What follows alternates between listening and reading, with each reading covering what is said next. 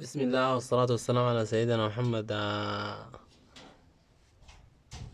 اللهم صل على الحبيب. اشتريت لي حمام زاجل قلت اجربه. الزاجل ما بيض.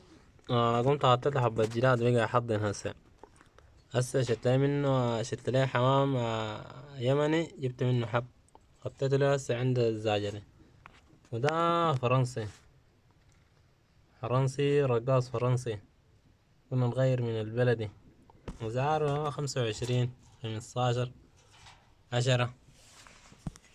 دي في ظل الظروف دي. لكن ما متزوج الا سوا. عملت له عين براو هنا. والله تجربة العين احسن من القفص. هسه عندنا ده قفص كبير كان شغال. كنت اخدت فيه الحمام.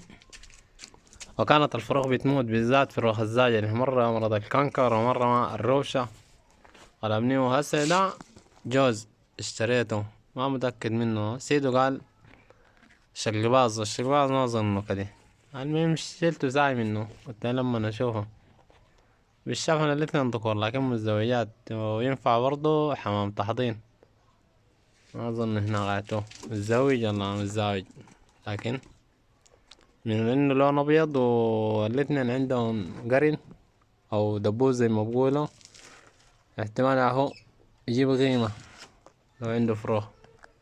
من الفضلات بتاعته شكله ما فيه مرض ان شاء الله. بس نديه جرعة بتاع الديدان ولا نديه توم.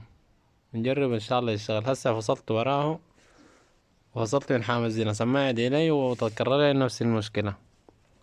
إنه يكون عندك حمام زينة والله حمام غالي وما يشتغل له والله حارة.